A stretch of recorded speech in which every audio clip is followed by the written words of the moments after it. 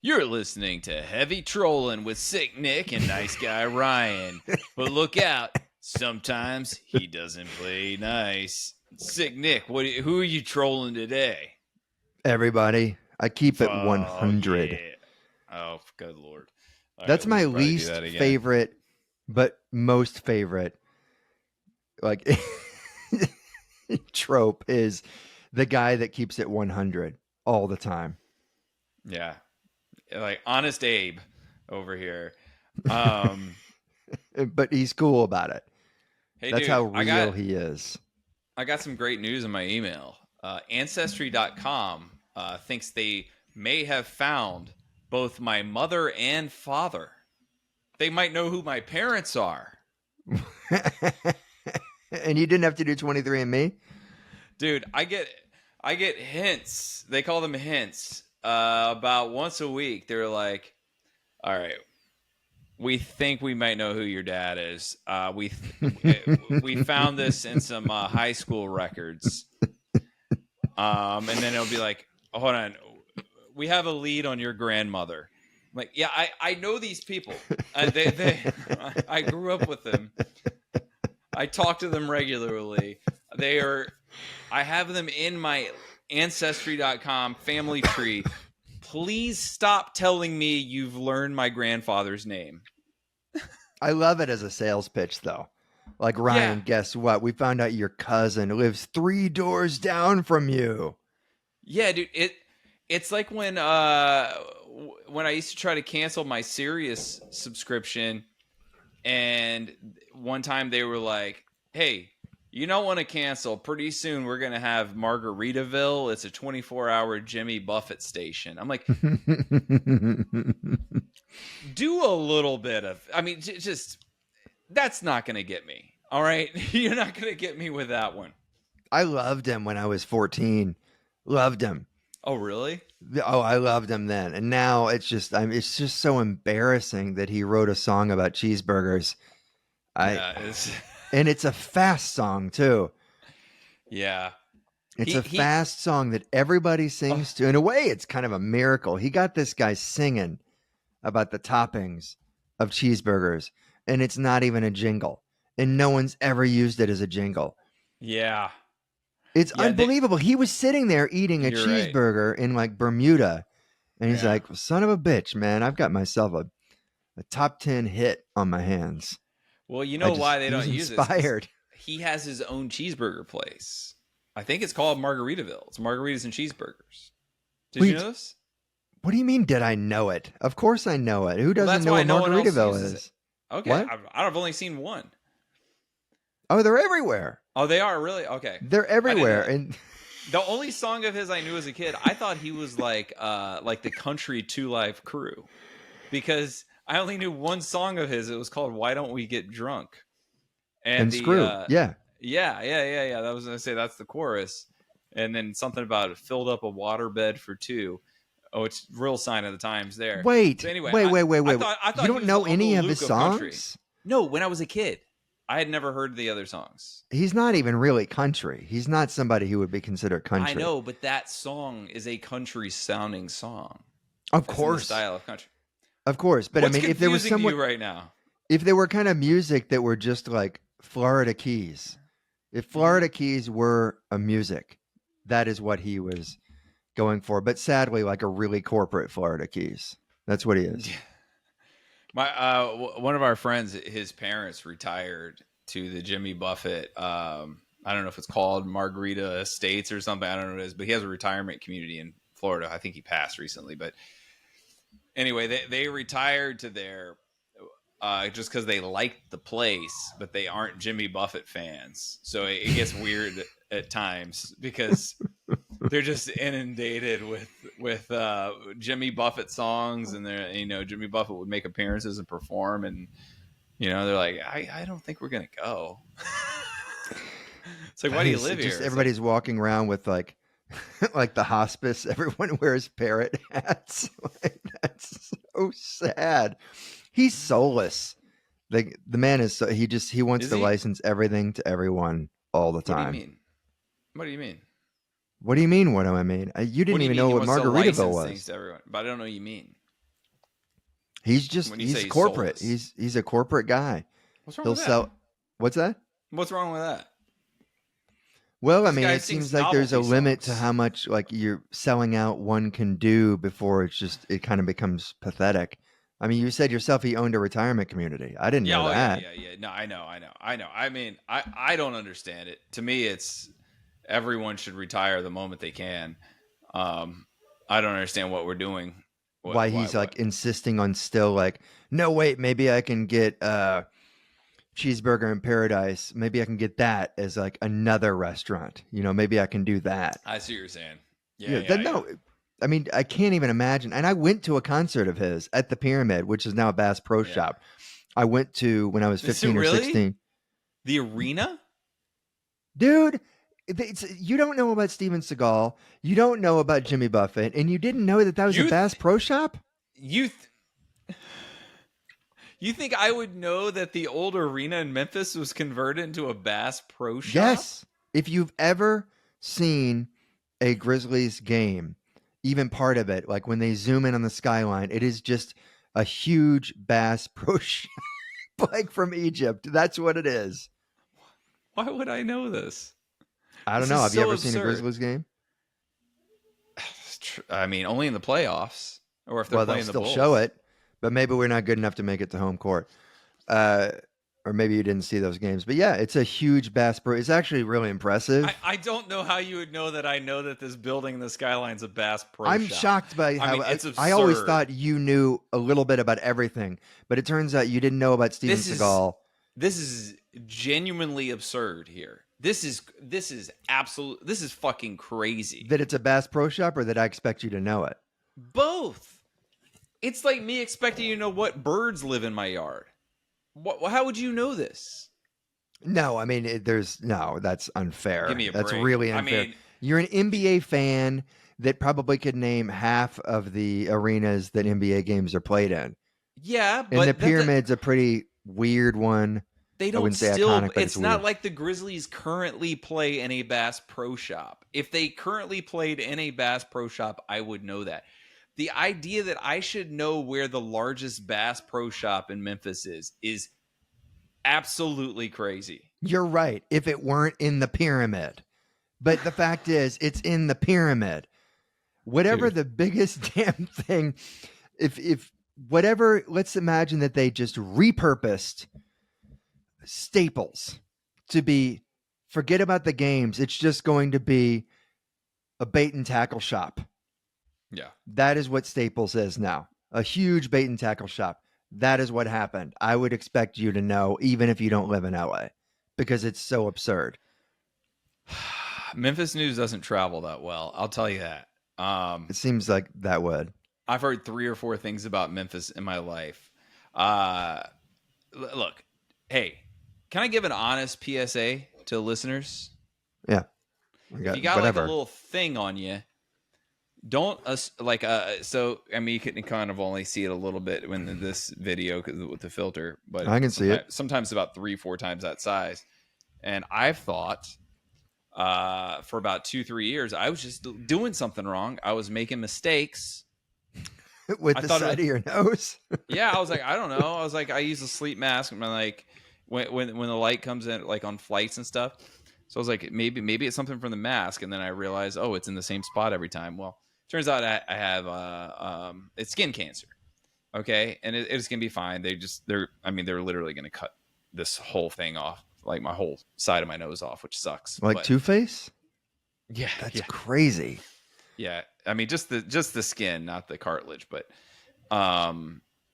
anyway, if you have something on your skin, ask your doctor. Don't play games with it. Okay, it took me 3 years to go. This might actually be something, and not just some mistake I'm making. So anyway, just a PSA. Ask your doctor if something's weird. Yeah, That's it's crazy that we get to be adults, that this stuff keeps happening, and it's just going to happen more and more. Somebody just tried to take out a $250 payday loan using my info, and I got an alert, and it became this all-day thing.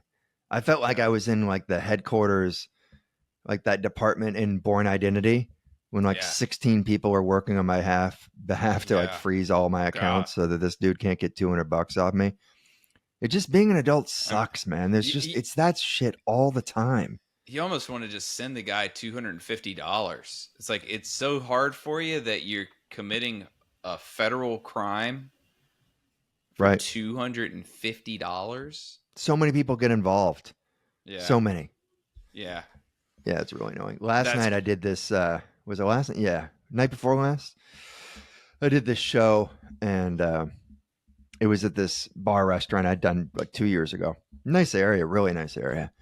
And called the Lamont, and their spotlight wasn't working.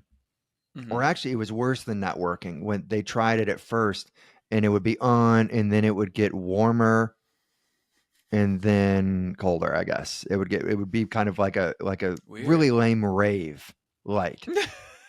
uh, it's kind of like how the Predator saw everything. It would be Okay. it'd just go up and Oh, up, yeah, like yeah, where you yeah. had to comment on it. And so they turned it off, and then they just had the house lights. And whenever the house lights are on, Oh, when you say warm and cold, you mean the color temperature, not the yes, actual yeah, air yeah, temperature. yeah, yeah. Okay. So for It would people who don't know what that means, it's like changing from like yellow light to blue light. correct, but it wasn't blue, but it would be like white Yeah, to white. yellow, and then orange, and then it's like I have Yeah. to say something. I can't finish Yeah, this you joke, can't but you can't not say anything in that. all anyone can Yeah. even look. I mean, Yeah. I did a show like a year ago in front of like a couple hundred people, this huge space, and the spotlight would I probably was just the size of my face. And so you had to keep your face in this face-sized spotlight. You go to the theater, you go do like most shows, and if the spotlight's on you, it's great, and it's amazing. just from like your waist up, it's like a huge space.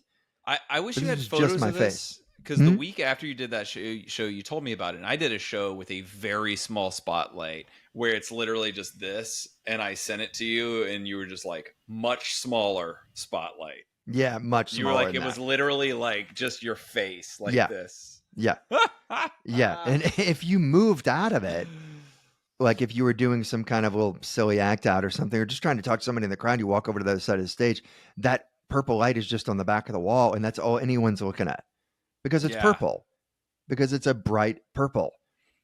It's like Yeah. something Animal from the Muppets would like perform in front of. But like the other night, they had to turn on the house lights, and they're just like, we give up, Oh God. And all house lights on and people eating is not a great environment for a show. Like you can't. I know this sounds idiotic, but you can't laugh and eat at the same time. I'd And rather perform in the dark. Of than course, house you'd rather lights on. perform in the dark. Of Just course, complete dark. I'd rather like we're say, listening let's to an turn off album. all the lights, and then some, 3 people hold their cell phone flashlights on me. I'd rather that. I did a show once, Lower East Side, that I ran, and the lighting was so bad that people couldn't really even see in front of their face. They could see the performer, and I saw a guy from the stage lift up a candle. I'm like, why is that candle floating? And then it gets spun 90 degrees. I was like, somebody's about to drink a candle by accident because he can't see his drink. But whatever. Anyway, so this show the other night, all house lights are on, and it goes as well as it can go. I mean, it was pretty good. It was pretty good. Probably a shade better than I thought it was going to be under the circumstances. I felt fine about it. I go over there, and if I don't feel fine about it, I'm certainly not going to hang out at the bar and have a cheeseburger. And that's exactly what I did. Sitting there having my cheeseburger, and after the show, this guy comes over to me, and I'd seen him in the crowd, and he comes over to me, and he's like, "Oh, you guys were great. You were great. You were great." And he comes to me, and he goes, "You're great." And then he leans in and does the hand, like as if anyone is actually trying to listen in on him.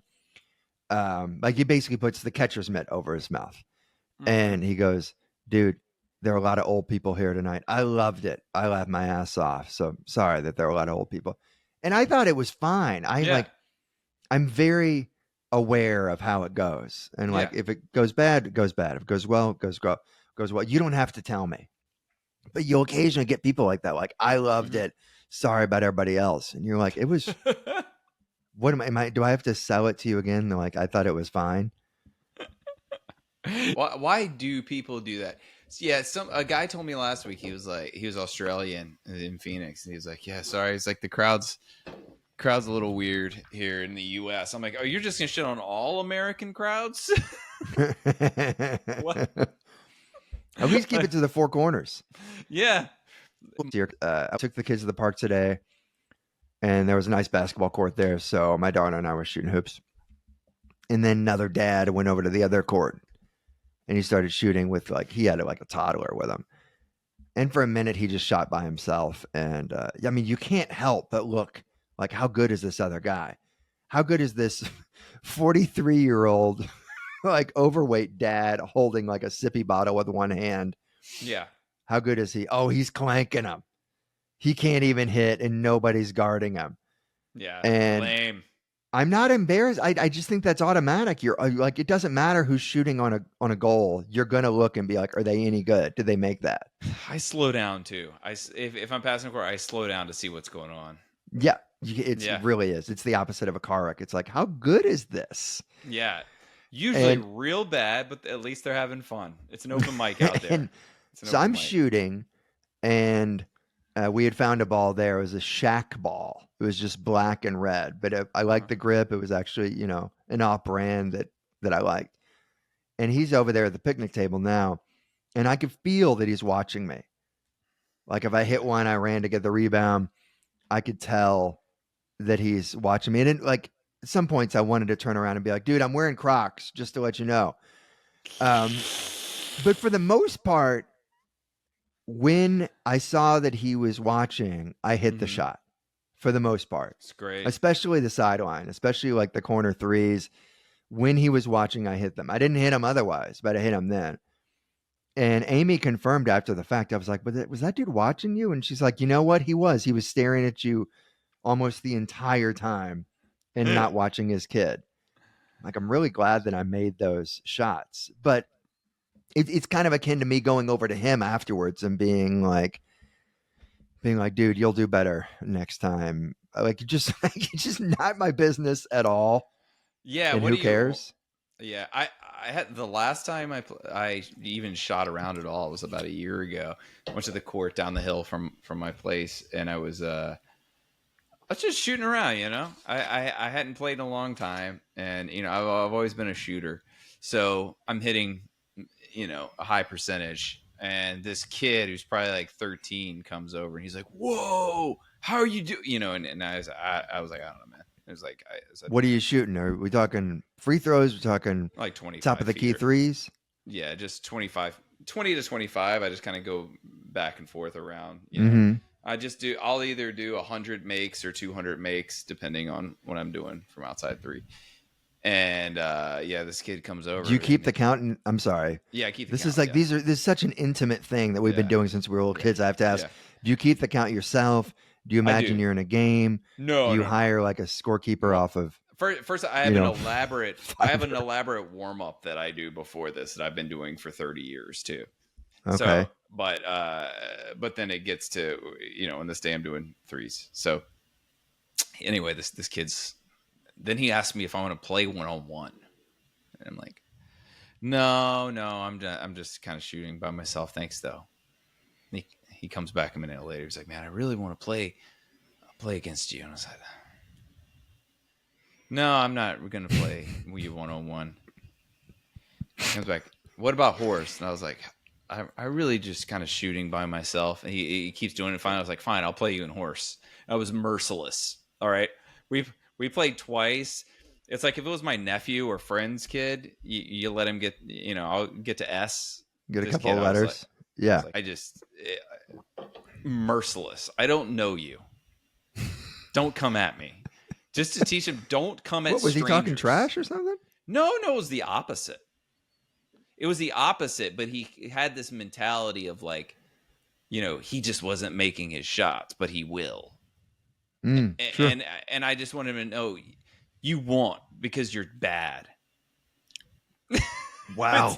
You're not off. You're It's bad. great to know that if I pass away, there are men like you out there waiting to be kind to my kids who will fatherless. Humiliate your children. Teach them if they want to be good, they have to work at it. They can't just show up and say, the shots are going to start falling. No, I saw they're Steph Curry. not, because I see your release. Mm-hmm. That's what I talk about with my daughter, like constantly. Like, I don't know how many times I've said, remove your left hand after you lift it. Take it away. Yeah. I want to like tie it behind your back. I used to. You're clearly pressing it over. This is how I worked on my release. I did this from like 8th grade through college. You lay on the bed, you release, and you want the ball to come back down right in your hand, without having to move your hand. And that's how you do it. One time I was living in Queens, and I was playing like one-on-one with my friend who's my age, like my roommate, and 2 kids come over, and it was a while ago, but I was still well older than these 2 teenagers, and they come over and they're like, you want to play 2-on-2? And we're like, all right. So like we start to play, we take it in at half court and we score, and then they go and they shoot on the other goal. They're it's like we stop at half. We're just like defending at the 3-point line, and they bust past us in a 2-on-0 fast break. How old are they? Shoot on the other goal, like 17. And I'm like, how old were you? You're that old too? I don't know, 25, dude, 26. And I'm like, did you think that we were going to do 2-on-2 full court? Who, dude? Who have you ever seen? At tryouts at George Mason for walk-ons, they had us playing 2-on-2 full court. Okay, but this isn't a college tryout. Still, I wasn't ready for that. I didn't train. I could play at the time. I could play 5-on-5 full court for days without getting tired. 2-on-2 full court is psychotic. Well, you're gonna love this then. The next day, I'm just like shooting, and one of those dudes comes back and he's like, "Do you want to play 1-on-1?" And again, he wants to do it full court. Like, what? Why? You just want to bring it up? You just want to like, why? Did 1-on-1 full court? Are you a freaking maniac? Did you grow up with a full court in your backyard? A proper full court, not like side to side. I mean, a playground full court, but it's like it would be, still 3/4 court, still 75 feet. Yeah, yeah. Did this kid have special needs? No. I mean, he was a pretty decent basketball player, but like, just trying to get a run in. Why are you want to do a run 1-on-1, dude? 75 feet. 2-on-2 full court. You can be in the best shape of your life. You can do decathlons. 5 minutes into 2-on-2 full court, you have no lift left. You can't do anything. You're dead. It's suicide. You're just running suicides. Yeah. Mm-hmm. I've talked to you about when I worked at Deck America on here. Oh, many times. You got me to the point where I'm low-level envious that like 22-year-old me didn't do this instead of going and like being a counselor at a camp in New Hampshire. I wish I could pick up a shift here now and then. So let me tell you, one of my first coworkers there, I won't say his name because he was but it's Don. No, I love it when people do that. I need a name for him so I don't accidentally call him the wrong thing. We'll call him Paul. Don wasn't good? He would sell acid at work. Okay. To the customers?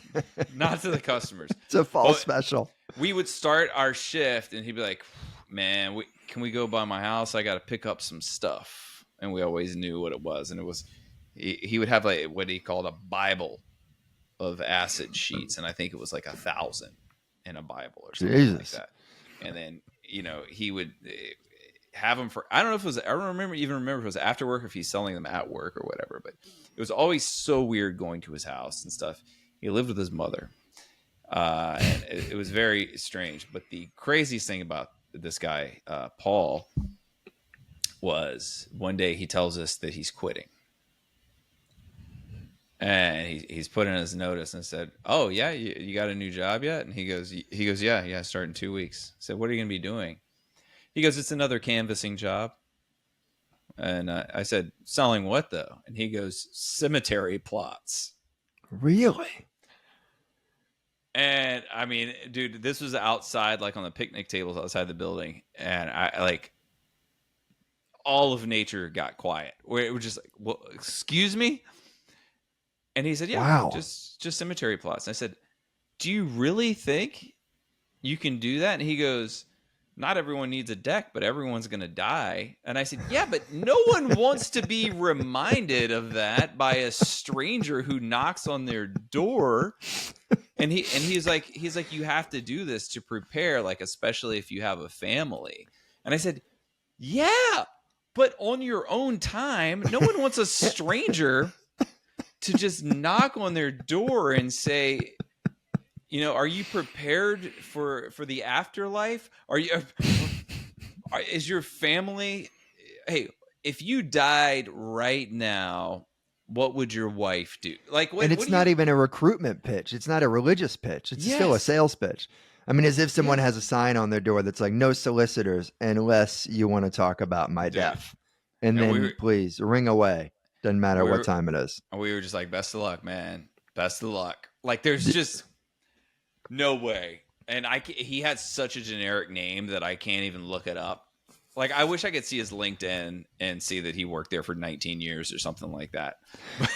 I mean, why not cold call? It's not like that was so long ago. That you're better off doing that. I mean, you're still not going to get like 1 out of every 500 people, but you're not getting anything when you're right. Because with decks, we're going to new neighborhoods, and you basically see it's a new neighborhood, and they don't have a deck on their house. You can spot that if they have like even hay in the lawn, like they've just planted seed. You're like, oh man, we got very good chances here. If it's an established neighborhood but they don't have a deck, you probably have like a 20% chance, something like that. That's pretty good. But if we were just blindly going to houses and knocking on every door, we don't even know if they have a deck. It's like, can you it's just too much. It's just too much of an expense. It's just like last year, and it just happened 2-3 days ago. Somebody knocks on my door and they're like, we're paving so-and-so's driveway. And that makes some kind of sense. They're like, we're already paving someone's driveway. You're next door. We've got our stuff here. We'll give you a discount. Okay. It's like, all right, I kind of get it. You're already here. But it's still you knocking on the door and saying, give us $6,000. It's like, okay, well, let me just, go pawn some shit and then, crack open the old safe. Like, who just has $6,000 in cash right then? Just ready to go for the guy. Let me ask you a question though. So you have a driveway. It's like a blacktop, like right? Like paved blacktop? Yeah. Okay. What is the benefit of doing it? Is it just to seal it so you don't get some sort of cracking from weather later? Sure. I guess that's what they say. I just don't know. Okay. That's what they say. I mean, our driveway's crap. Like, you dribble a ball on our driveway, and it reminds me of when Jamal Murray talks about how he got good at dribbling. He's like, well, I grew up in Canada, and like our driveway was crap, and I would be dribbling on like there'd be these lumps of ice and everything. It's like, that's what it reminds me of. Our driveway is terrible. Yeah. But I'm also not going to spend $6,000 to make it look pretty. Do it yourself. Insane. You can do it yourself for, the cost of tar and a broom. Yeah, the debacle of me trying to set up the computer, I'm going to pass on dealing with tar. I'm going to take a hard pass. But, I've had tons of people come around here saying solar panels, all that. But at least it's like, they can say, oh, the state will reimburse, or there's something. But just going up and being like, hey, when are you going to die? Have you put any thought into your tombstone? It's like, no, but hey, let me talk to this perfect stranger that's 50 years younger than me. Yeah. Let me talk to him about it. Yeah. And then what if like your spouse is out and she comes back and you're like, hey, while you're out today, I bought places for our bodies to go when our heads are dead. When we're worm food. Yeah, exactly. But by the way, that's the thing I didn't understand too. It's like, cemetery plots where? Like, is it for one? Is it a new cemetery opening up? Nothing about it made sense because I thought you do that based on, oh, my parents are here, so and so's there. Yeah, sure. I'm sure that is how it's hilarious. It's be like, hey, you know where the Bojangles is? It's just like 50 yards behind there. We got a plot. What if I said hang you out. could I know you be like buried biscuits. within 300 yards of a Toys R Us? Yeah, You a fan of Bass Pro Shop? The one at the Pyramid. We can get you right there at the river. You'll see a lot of walking traffic. Turn it into a mausoleum. Turn old arenas into a mausoleum. Who would not want to be interred at old Chicago Stadium? Who's a Bulls fan? Everybody would. I've had to solicit. When I lived in Australia, I took a job. I was so desperate selling water filters, and I did it door to door. And this is Australia, man. It was 105. I bought this like $3 shirt at, like a pharmacy or something. I was sweating through it to the point where like most of the people were like, do you want to come inside and have some water? And I'm like, oh yeah, then we can talk about the water filter. They're like, no, we're not buying the water filter, but you look like you're on death's door. Yeah. Oh my God. If they expressed any interest, I had to walk back to the guy in the car and get the water filter out of the trunk. God. I think I made $20 for the whole day. It's a dying industry. No one knocks on doors anymore. Canvassing's just nearly gone. It paid all right though. At least ours did. You saying you bought shirts at a pharmacy? Yeah. So funny. It reminded me of a comic I know. God, I haven't seen him forever. Eli Sayers though is his name. He's super funny. And if you guys want to know how poor comics are in their 20s, Eli once told me his favorite restaurant was 7-Eleven. I thought he was joking, and then he gave me the rundown where he's like, they got egg rolls, they've got pizza, they've got hot dogs, and I'm like, yeah, but it's not a restaurant, really, is it? He's like, go to a restaurant for food. They got food. I'm like, all right, man. I mean, nobody's gonna tell you to get out of the aisle if you're sitting there. Yeah. It's crazy that so many people we know that became good comics over many, many years and had to live like that are basically just being market corrected by people who never had to go through that, but just have tons and tons of, followers. That's really, it's just a big old market correction where you're like, again, who's headlining this club that I know for a fact they'd make, 2,500, 3K or something, like, not a bad weekend. So-and-so, because he has 4 million followers and he does somebody else's act and nobody cares. As unjust as gatekeepers can be with, personal grudges or whatever, and also accessibility, how do you get in front of them? God, there's a real justice to it though, because you do have to, aside from nepotism cases, you have to work hard in order to get in front of a gatekeeper. You have to have some skill. And then generally they are going to weed out hacks. But I mean, it's still unfair. It's still totally unfair, but it's way more fair than just 15-year-olds on TikTok and Instagram deciding who's a comic, who's a songwriter, and all this stuff. Where it's like, man, you guys are fucking destroying all creativity right now. Mm-hmm. Sure. I mean, it's not going to be long before somebody like an AI video is going to be selling out a club. Yeah. Just that's all it'll be. Yeah. Just Nards robot. It's just a robot that kicks itself in the Nards. You got tickets to Nardsbot 3000? Dude, I will say is last night or the night before last, I did this show called Blackout Diaries at the Lincoln Lodge. It was really fun. I was nervous about it because I didn't know what it was about until the night before. And when they hit me up, they're like, okay, you got to tell these stories about when you're blacked out, drunk, whatever. But it also helps to have slides. Slides. Like, for me to have pictures of that time in my life, they're just so long. I thought you meant like shoes. Slides. No. Images. Like slide, yes. And it was really fun working off of slides. It was really, really fun. I I had to dig through an old photo album from when I was in Australia because that's what first thing Oh, that you came to my really mind. did? And so I'm taking these pictures of essentially like Polaroids, and it worked fine. Because Mhm. I went to this kind of beach rave. I don't know what concoctions I had, but one of the pictures I had, the first one was just me passed out in the sand. I just slept there, right there on the beach. And then I went into a shark cage not too long after. Like it was Wait a minute, still wait. definitely This is the cage that keeps sharks out, not in, right? keeps them out. Okay, okay. It's one of those diving cages, that kind of thing. Yeah, but it's not like a Jaws thing where you're like, 50 feet under the surface. You're like, you're on the back of the boat. I mean, Gotcha. it doesn't make any difference. The sharks are like, they're chumming right there. Good lord.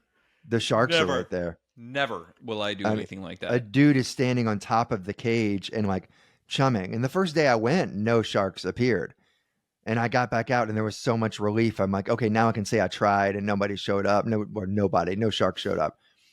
And the captain's like, no. This isn't going to work. You guys come back tomorrow. I'm like, can you?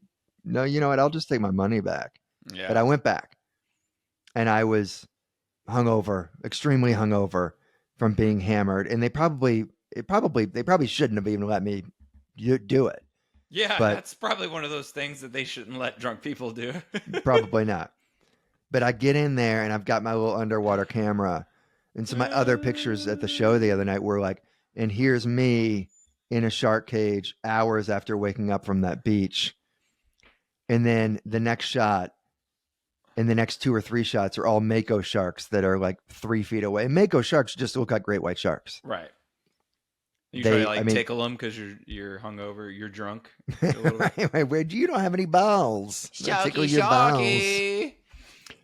And I'm like, and this is the shot where I've got to be the only one who's ever taken a picture Yeah. and then simultaneously shit in a rented wetsuit. So and that's pretty much what happened. It's remarkable Dude. that I even, because like you're on the surface of the water. This isn't deep. Like you can feel the waves. It's almost like a roller coaster, or like a really uncomfortable subway ride or something. So you're holding onto that and you got these sharks banging on the cage. And I'm like, I can't believe I did this. I don't know why I returned. I could have gotten a pass and just never. You would never come do back. it again, right? No, the whole thing about like Yeah. facing your fears. It's like, yeah, no, I just learned that Stupid. I'm way more scared Yeah. than I ever was before because those things look fierce and like they're, the whole thing about Jaws where it's like a doll's eyes. Like it's just black eyes. Like there's nothing. There's no Yeah. brain activity going on here. When you see, you're like, Yeah. this thing Yeah. wouldn't. I know this sounds silly to say, but it wouldn't think anything about ripping you in half and then swimming No. away. Yeah. It wouldn't think anything at all about it. Just for fun. It's just Yeah. instinct. Just like, what does this thing feel like? I'm going to put it in my mouth. Yeah. Just no concern for life. Look. Rachel said she would do it. I'm like, get out of here, man. I'm not getting near it. I'm not going to be on a You've had a conversation boat. about a shark cage? Oh, we've talked about this multiple times. It's not Okay. happening. Name a dangerous thing that people do for like a thrill like that. I'll tell you if I would do it. Like bungee Just jumping? go through a list. Never.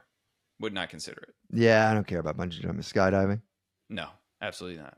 Oh, skydiving was great. I'm sure it's great, but what if? Keep A going. lot less scary than bungee jumping. How about like gliding when you're on one of those? Nope. Okay, would you do anything It looks fun? amazing though. Gliding looks amazing. What if? Absolutely, dude. Look, the show I did last week, I was telling you about. It was like a friend put together a show last minute. Put together this amazing lineup, and we go there, and the place that he had in mind for the stage, it had all these like the sight lines were blocked by posts. So we improvised, dude. We used a stool as a stage. Oh, nice. My feet went off the front and back. I had to keep my feet together for the 10 minutes. I couldn't move. I couldn't step one way or the other, or I would fall off. You had to do 10 minutes? Yeah. Okay. As soon as I stepped up there and it wobbled, I was like, This is one of the 3 most dangerous things I've done in my life. That would be one of the 3 most dangerous things? Probably. That? Why are Just we standing on a stool? Have you never changed a light bulb without a ladder? Well, yeah, I've still on a stool, obviously. But first of all, there was an open window directly behind us that would fall about 10 feet to the street, which is, why is that open? Why are we keeping that open when we're standing in front of it? And this stool's not even against the wall. You can't lean against the wall. Yeah. So it's basically 10 minutes. You can't move. The one time I lifted my heel off the stool, the whole thing like jerked forward like that. Yeah, look, I mean, I actually think the window is probably more dangerous than the stool. I mean, in a sense, the stool saved you from possibly, like if someone was really energetic running around up there, they may fall out of the window. I've had some weird backdrops. No, it shows. There was one in LA. Okay. There was one in LA that was a fireplace, right? Mm-hmm. And there was a stretch of like a good 7-8 years where I took a shit before just about every set. Didn't matter where I was. I was just flexing that I could kind of shit anywhere. Yeah. And I show up at this show and they're like, you're growing up second. And to anyone who's never done stand-up, that generally means the MC goes up and then there's a comic and then there's you. The MC is not counted in this at all and never is. It's weird. It'd be like saying, when do you want the light? When do you want a heads up that you need to get off? And then you say 2 minutes. And then somebody be like, okay, well, do you want it 2 minutes into your set or 2 minutes until there's left? Did that happen to you? Who did that happen to? It was it did, and I got bitched out by someone who had no clue what they were doing. They were like, when do you want the light? And I said 3 minutes. And it's like, we're talking about like an 8-minute set here. So 3 minutes is a little bit unusual, but 3 minutes it is. And then 3 minutes into my set, he lights me. I'm like, oh, somebody big time must have come in here. You know, Ted Alexander must have walked in. And so I do 3 minutes. So I've done 6 minutes and I come off because he lit me. And then I just get yelled at, like, why are you didn't do 2 extra, blah, blah, blah. And I'm like, well, you lit me, man. Yeah. He goes, you told me to light you 3 minutes. And I'm like, yeah, 3 minutes left in the set. What's the fireplace thing and taking a dump? What happened? Sorry. Yeah. So I show up and they're like, you're going on second. I'm like, cool, I've got time for a shit. And so I go do that. like some people would say, I have time for a cigarette or to get a drink for the bar. Yeah, that's absolutely right. Yeah. I've got time. Wait a minute. Did you already have to go or were you like, I can work one up? What? No, you know? It was almost like a muscle memory kind of thing. Like I'm walking in. I know I'm going to already have to go. You're just like, if I'm going to go on, I should probably try to. There was a stage of about 10 years where even if I went before I left, even if I went to the bathroom before I left, by the time I got there, I would have to go again. It was just something about my body just like syncing up. Yeah. Well, you know what it is? It's your, I've had this a lot too, actually. But it's basically your body preparing for the hunt. Okay. No, seriously, it's an evolutionary thing. It's like animals before a hunt, they dump everything out so they can run, go faster. Freely. Yeah, it's the same. Well, thing. also, like if you're talking about like a wolf or something, like a lot of those times, like they have to eat the animal, and then they take it back to their cubs, and then they vomit the animal up so that their cubs can eat it. So you have to have an empty stomach. Yeah. So yeah. Anyway, that's not the case here. What's the story though? What happened? Okay, so I go in. They say you're up second. Great, I've got time to take a shit. I go to the bathroom. I hear the MC because it's over the speakers over the whole bar. It's very irritating. I hear the MC. I hear them finishing up, and I'm like, cool. I've got another 10 minutes. I'm just gonna, And then they say my name. They start my introduction, which wasn't special. I didn't ask anything for anything special, but I knew it was me. And I'm like, oh no, oh my God. And so I go and I like quickly wash my hands and run up there. And they had to wait 20. There was like where is he? I told them he was second, blah, blah, blah. And then I go up. And so I just finished taking a crap. I go up there and there's a roaring fireplace behind me. So I've got a fireplace on my swamp ass for the next 10 minutes. And oh my God. I don't know how I even got through it. It was miserable. I never saw that fireplace on. Oh my God. My butt just wasn't ready for that kind of heat coming at it. Like my butt was already on fire, and then you've got a fireplace right there. It was so uncomfortable to the point where, and the room is so small, nobody would ever move. I mean, this room sits like 15 people, but I was sitting there like going out into the crowd because I couldn't handle. I was like, hey, is this wireless? Let me go talk to this guy in the third row. What? Man. They should have just brought someone else up. And I know I've used those bathrooms so many times, and it's one of those where luckily it's all single seaters. And that, yeah. I think it's a common thing among comics, by the way. It's why some of us are very good speed poopers, because you won't just get in, get out. So in an amount of time, people think you just peed. Yeah. I have a friend though. I'll just call him John for now, without his last name, because it's this exact thing happened twice. I'm talking to him on the phone. He's driving to a gig, and he's like, "All right, I'm getting close to the gig," and he's in the he pulls into the parking lot, and we're still talking. It's like 30 minutes before the show, and he goes, "You know what? I gotta go. I just pooped my pants."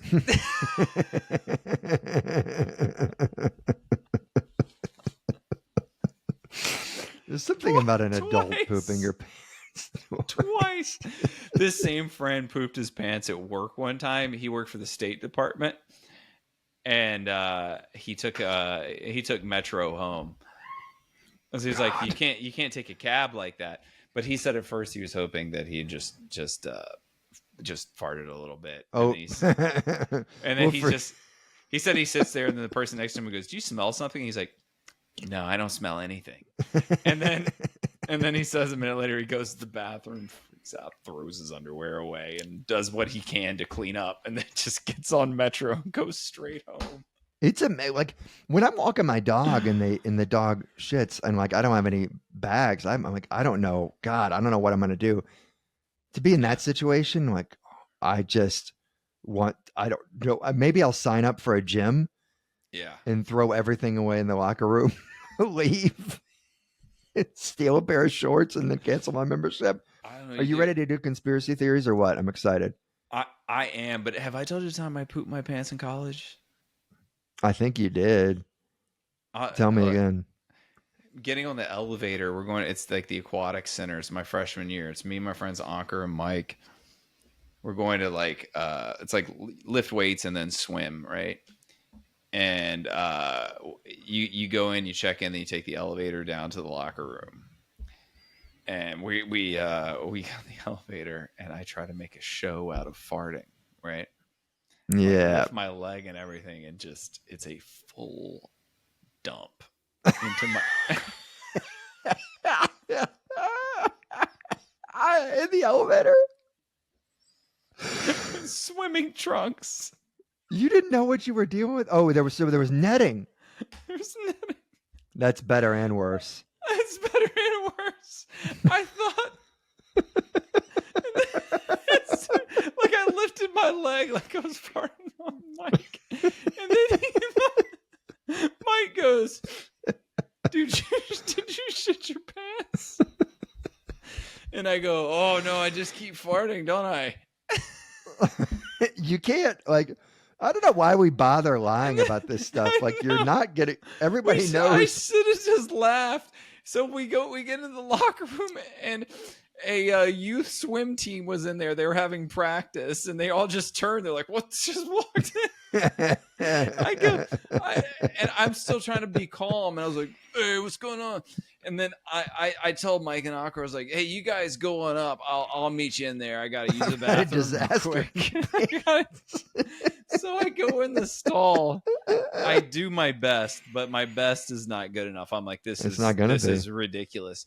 And I clean up enough to where it's not, luckily nothing went through the netting. And then I go out. It was about. You say that's luckily. Maybe it would have been better had it not gone. Had it gone through the netting. It's purified, right? So then. God! I got it.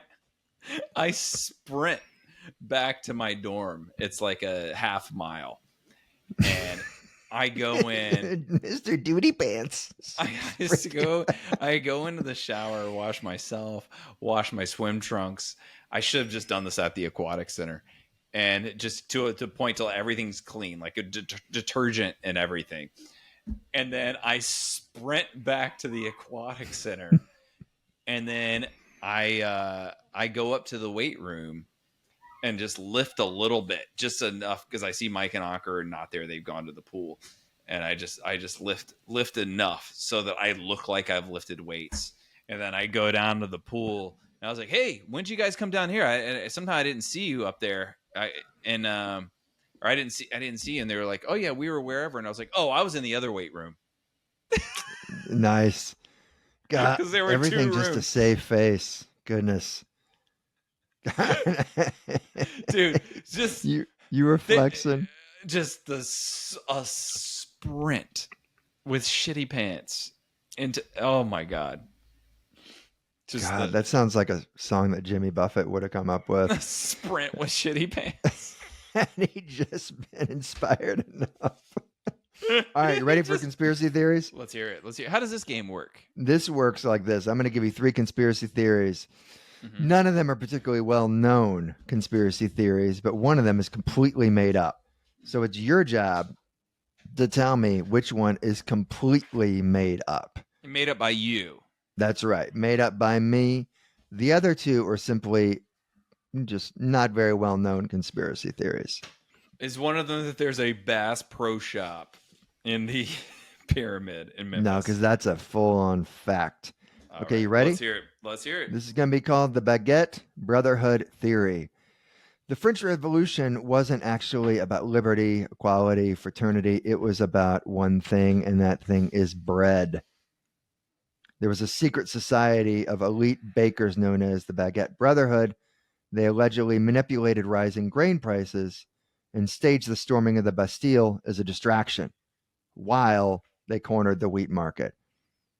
They supposedly even convinced Marie Antoinette to say let them eat cake as a PR stunt to tank her own credibility and drive public support toward revolution. Some believe their ultimate goal was to install a pastry-based economy where croissants replaced coins and economic power rose and fell with the East. That sounds a bit extreme. If this is a real conspiracy theory, there's no way it is believed in France. I'm just going to say that right now. Okay, continue. To this day, some say certain Parisian bakers bear hidden symbols of the Brotherhood, a triple braid on a baguette, for example, or a croissant curled counterclockwise. All right, second one. You ready? Yeah. That was the Baguette Brotherhood. This one's the Ancient Giants.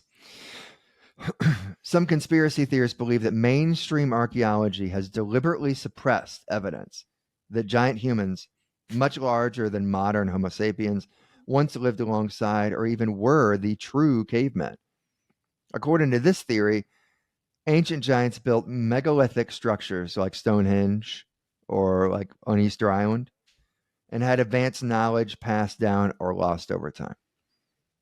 The idea is that archaeologists and museums have hidden or destroyed skeletons of 8 to 10 foot tall humanoids because these finds would contradict the standard evolutionary timeline and just upend science in general. Okay. Sure. The last one, the fluoride pool cover-up. Some conspiracy theorists believe that swimming pools are just part of a broader government effort to dose the population with fluoride and chemicals under the guise of public health and sanitation. According to them, pools, mainly public pools, contain more than just chlorine. They're loaded with mind-altering chemicals, like your friend with the LSD, including fluoride, which is said to dull critical thinking, lower IQ, and above all, promote compliance. Oh, which is said to do those things by conspiracy theorists, not by any legit science. Yeah, of course. All this is conspiracy theories. Theory builds off the broader anti-fluoride movement, which claims that water fluoridation is a mass control technique. Of course, we know that. Swimmers, especially children, are targeted especially because they absorb those substances through their skin and lungs while in the water. Some versions of the theory say Olympic swimmers are monitored and trained as chemical resistance testers gauging how much exposure can the human body actually handle. There we are. There's your 3 conspiracy theories. They are the Baguette Brotherhood theory, the Ancient Giants Okay. theory, fluoride pool cover-up theory. Okay, based on the length of your description, I would say that the one you made up was the Ancient Giants because it was much shorter than the other two. However, I could see a lot of people thinking that. Not a lot of people, but I could see a faction of crazy people thinking that. I definitely think people believe this fluoride thing. The Baguette Brothers is too much for me, though. You made that up. So you're going to go with that or the Giants is I'm going what with I made Baguette up. Brothers. You're right. Yeah. Okay. You're right.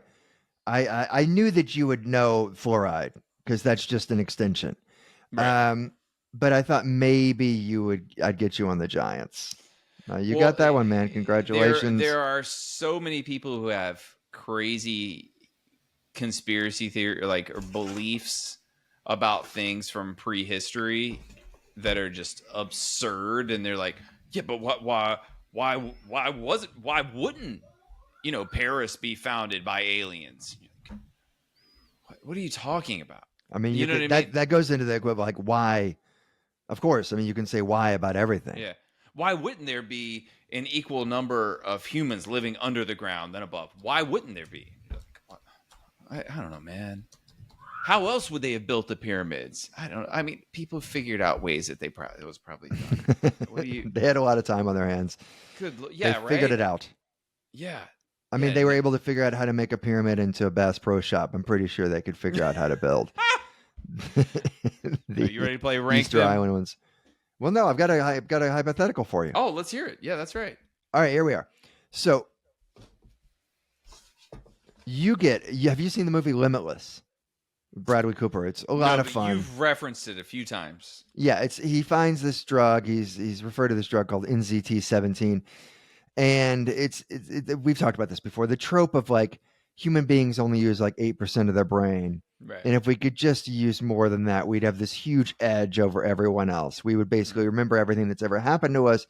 We'd be able to intuit all of these amazing, we would just know everything essentially, so much more than anyone else, right. Accomplish whatever we wanted, yada, yada. And we'd all finally be happy. Right. Fully, like, just, what do they call it? You'd be self-actualized. Actualized, yeah. And that's what the movie is that he's able to use like 50% of his brain, and this is like he can do whatever. He's brilliant. Sure. He writes a best-selling book in like a day, that kind of stuff. So and by the end of the movie, he's worked it so that he's constantly got this chemical flowing in his brain, and so he's just going to conquer the world.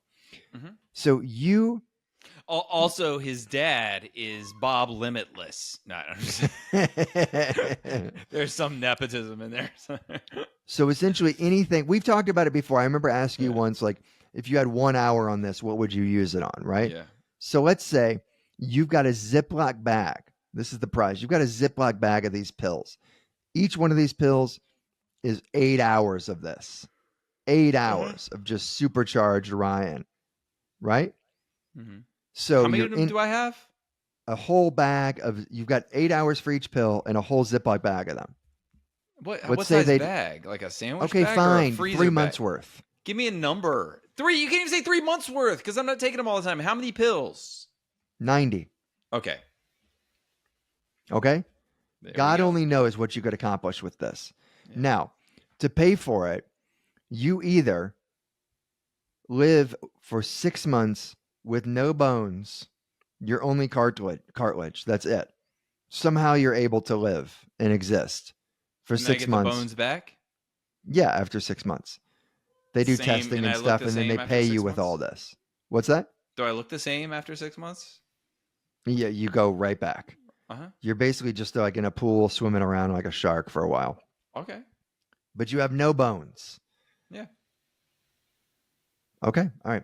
Or you give a complete stranger a hand job during the Super Bowl halftime show.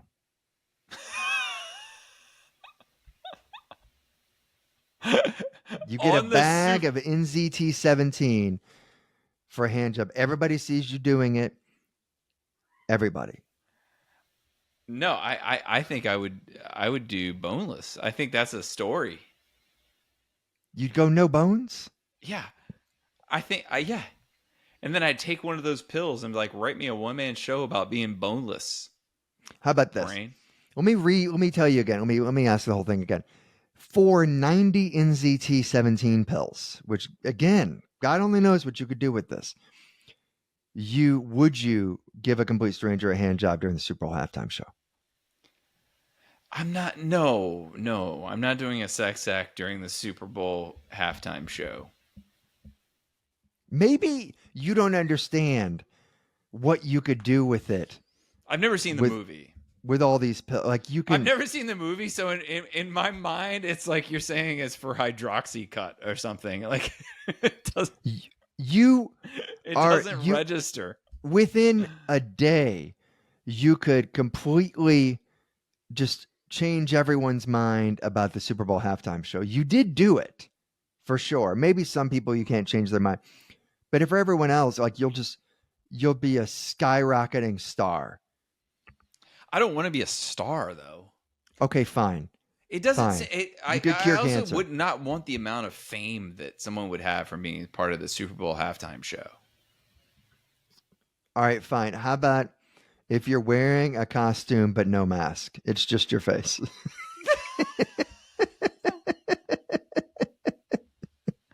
Everywhere I go, hey, that's that guy who dressed as a penguin and gave Bradley Cooper a hand job during the Super Bowl. Is that right? I can't do that, man. That's just that's humiliating. I bet if you watch the movie, you think I would have a different take? You're only on the Super Bowl you're only doing it for like 20 seconds. You do it for 20 seconds. That's who I am for the rest of my life, though. That becomes who you are. But imagine what you could do in the stock market with all of this brilliance, all this foresight. You essentially kind of know everything that you like put any effort into. Maybe if I saw the movie, I would have a different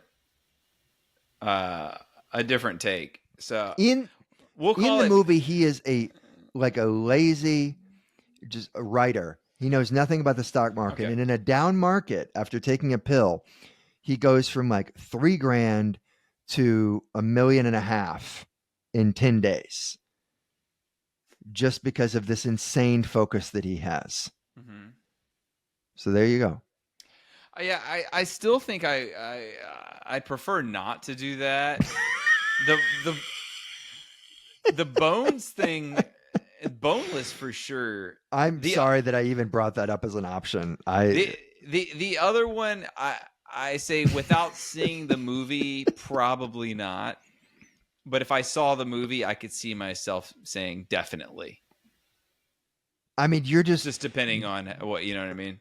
When you're writing your new hour or something, you're just like, can't believe the pearls, the genius. I just can't wrap my head around what this pill can allow. Like, you know what I mean? Because like I told you, to me in my head, it's like you're saying for a big bottle of hydroxycut.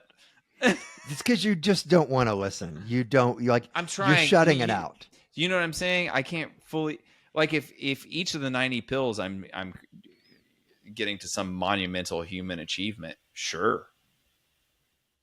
But yes, but that's what I'm saying. If it's for one monumental human achievement, but then the whole world knows me as that Super Bowl guy, it's not worth it. I mean, with 90 pills, though, you could probably just continue to make these pills. And like it's like the movie. It's like you are limitless. You just have this one sacrifice where most of the planet knows you as this guy that jerked off a stranger during the halftime show. What if it's like NHL All-Star Weekend? Then you only get 10 pills. I'd still probably rather do that. Yeah, I'd probably rather do that too. Actually, the better question is like, would you? It's the Super Bowl, man. I probably, yeah. It's just, I just know that every time I watch the Super Bowl after that with friends, everyone should be like, "Hey, Ryan's here. Make sure you got your belt on." You know? No, not just the Super Bowl, dude. Everybody's going to be bringing up you forever, constantly. And yeah. I love the idea of you doing it and then having to explain it to Rachel with like all you have is a bag of pills in your hand. And for all she knows, it could be Claritin. She doesn't watch the Super Bowl, so yeah, she wouldn't even know. I'm pretty sure somebody would let her know.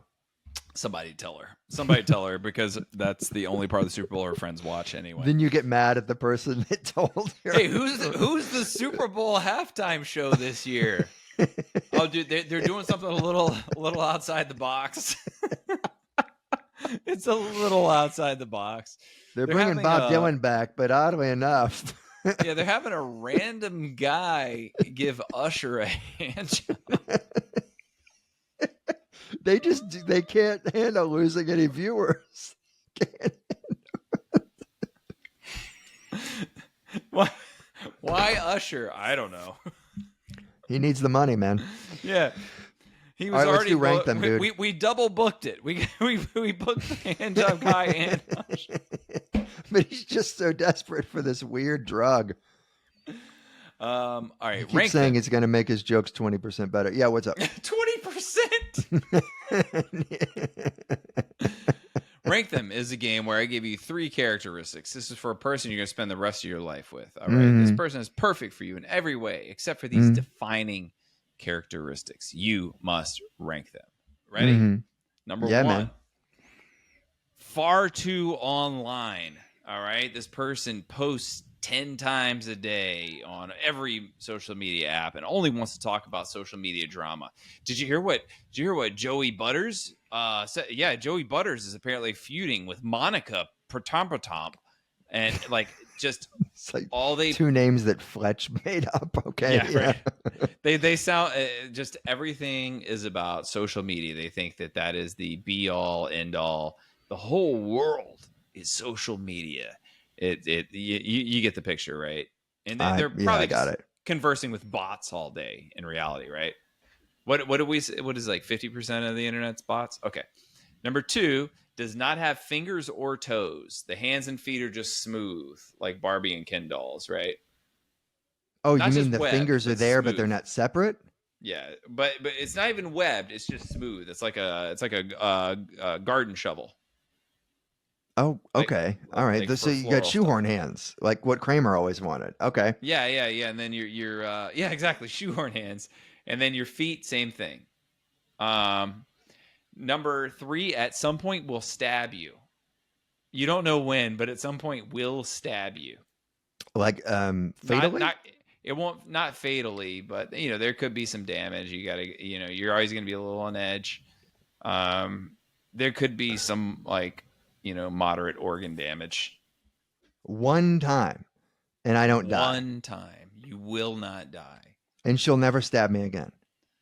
Won't stab you again after that. No. But doesn't this mean that she's a violent person, or do I have to go along with the whole hypothetical of like she's actually wonderful, but she stabs me this one time by accident? It's a mix-up. Boy, you know what? This is going to say a lot about me, but I think the worst of those is the social media. Mm-hmm.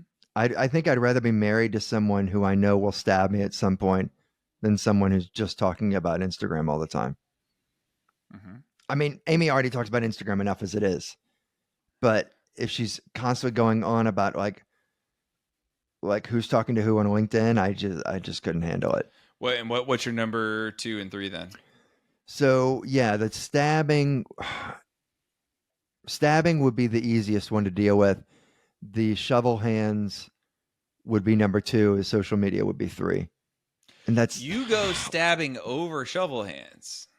I think so. Is it just because it complicates your life because she can't use chopsticks? It's just too weird. You still have the thumb. Yeah, I mean, so it's kind of like a fish. Like she's got, yeah, puppet hand. Yeah, no, I just couldn't. I'd rather be stabbed. I'd rather be stabbed. I guess that's superficial.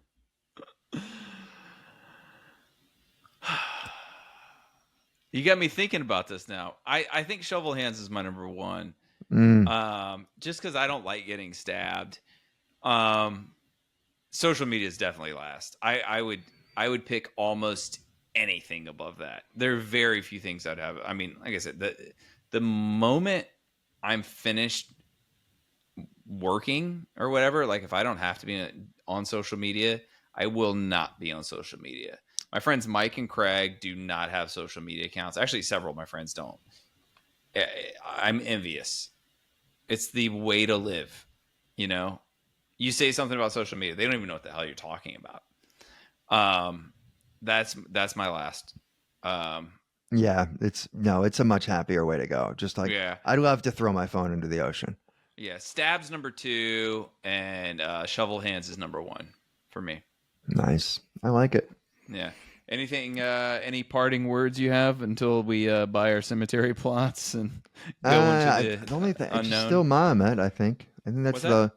Yeah. Okay. look it up. My wife's gonna be singing at a retirement facility, and then I'll be going on the 19th Very good. to Yell and Company. That's great.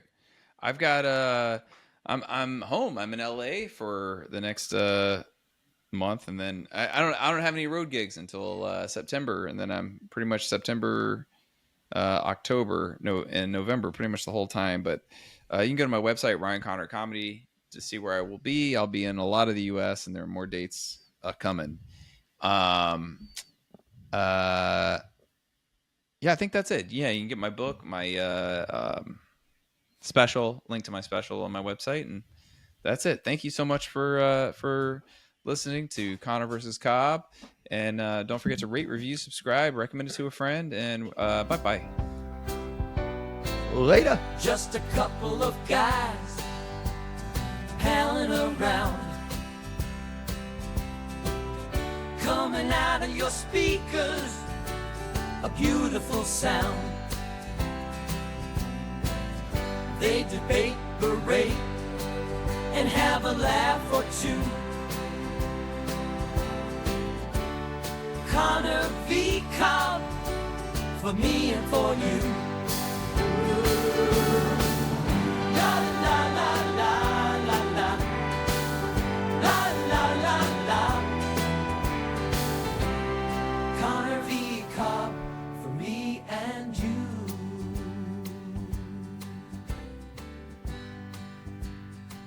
Ryan and Nick. Nick and Ryan. The Scoundrels of the Hour.